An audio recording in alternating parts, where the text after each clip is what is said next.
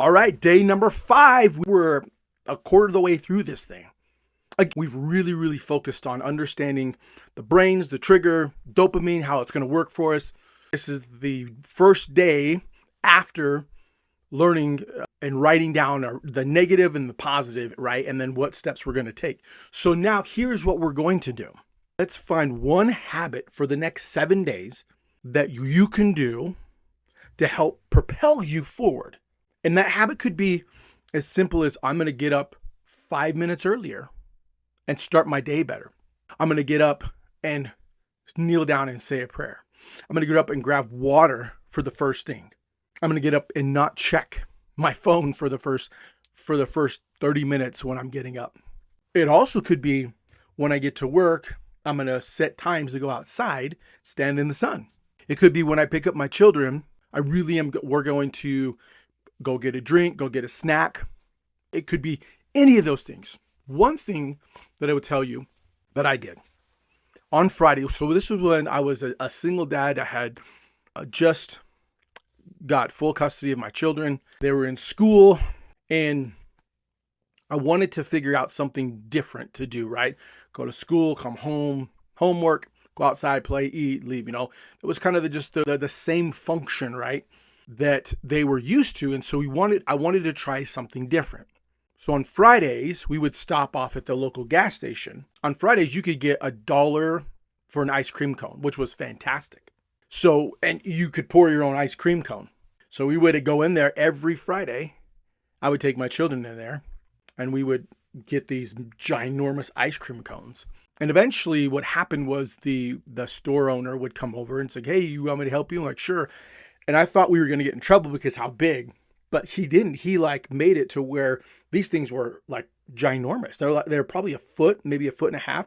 I don't even know, probably this big. But he got into it and he could see that I was building this habit and I was building something to look forward to. And what changed because then I had a little bit of currency and said, "Guys, if we get your homeworks done throughout the week, keep your rooms clean, do your chores, that ice cream cone is going to be there." And so that was one habit that we, as a dad, that I could do was something super simple. I mean, it was $4 on a Friday when I had no money. I was broke, very hard, very, very hard.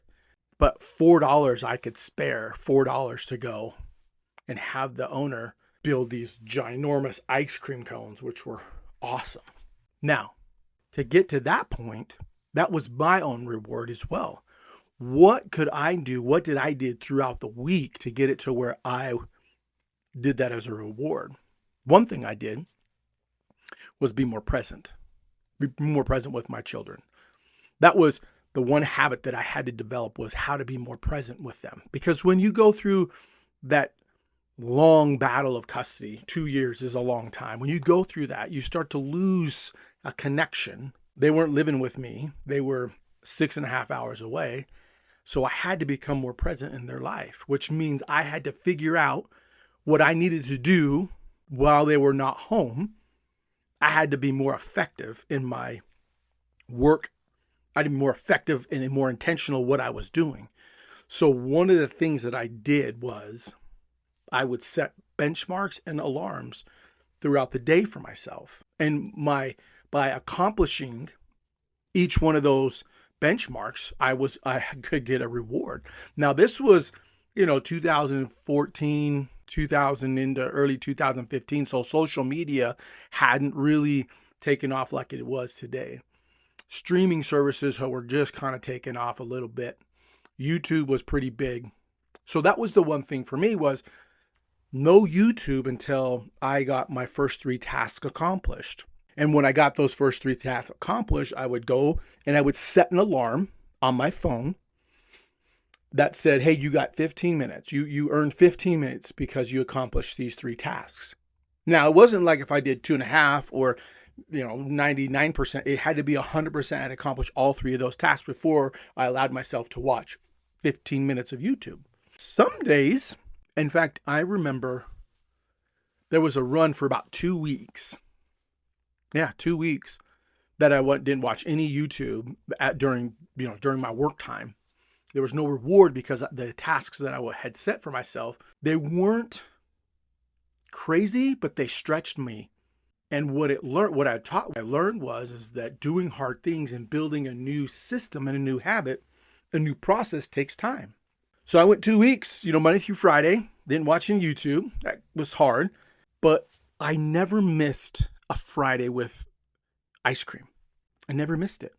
And it was because I was intentional. I was intentional working on myself. I was intentional working on the process to grow.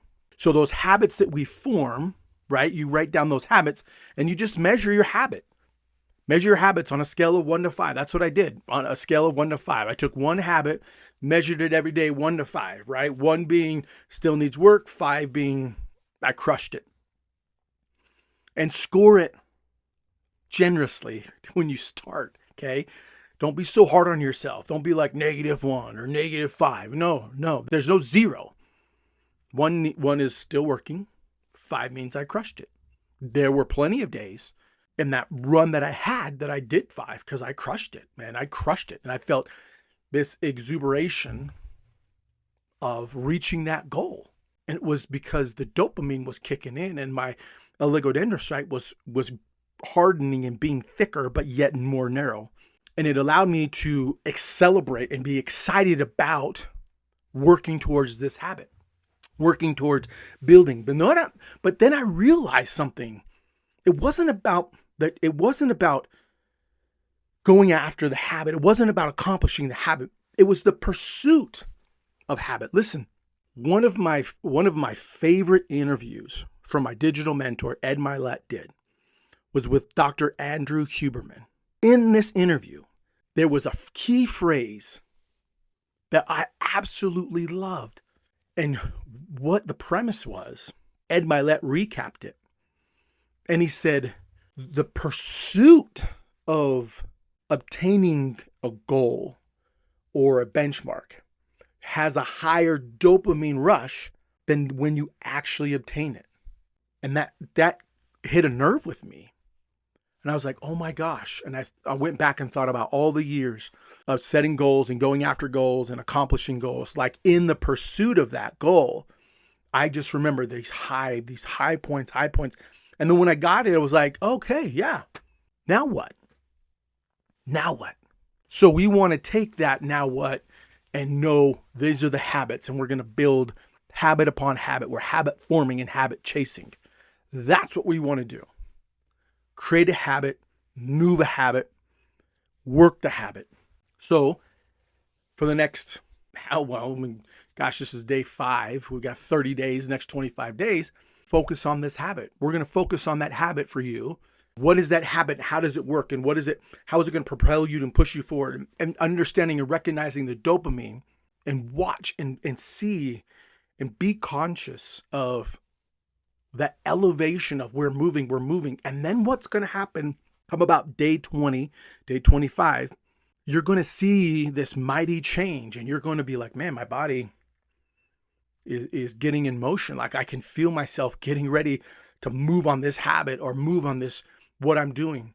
The day that I have set aside, the hour that I have set aside, the time that I've set aside every single day for 30 minutes of focus, day 25, your brain and your body are going to be like, man, it's study time. It's ready to go. It's that focus time. You'll actually your body and your mind will start to yearn and crave for that study time. That's what we're doing, is building that craving, that yearning to study, that yearning to be better, that yearning to put this belief system in you that I can, like digital mentor Dr. Eric Thomas says, I can, I will, I must. He also coined the whole talk of when you want to breathe as bad as you want to succeed, that's when you'll be successful. That's what we're doing, is building these habits for us. So in our journal is write out why these habits matter for your personal life and family. That's what we need to write out. The affirmation is, I commit to habits that uplift me and those around me. That's what we're committing to. That is the process.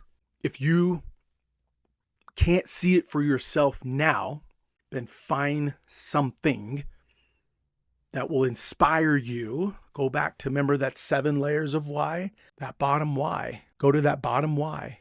That should be the inspiration. for now. And then as you learn and still start to be in that belief system, you grow into that belief system and you grow into more of that energetic space and more in that space of, I'm going to crush it. I'm going to grow. I'm going to be amazing. Once you get in more into that space, then everything makes sense. Then everything becomes pure and beautiful. It all starts with identifying the habit, working your habit, working the plan, and becoming better. Give yourself space. Give yourself some grace. God loves you. The universe is moving for you. The vibes, the energy that is out there, the good vibes, good energy all that is going to attract to you because you are believing in you. You are believing in you as a dad, provider, as a rock. That's what we're doing. I love you, boys.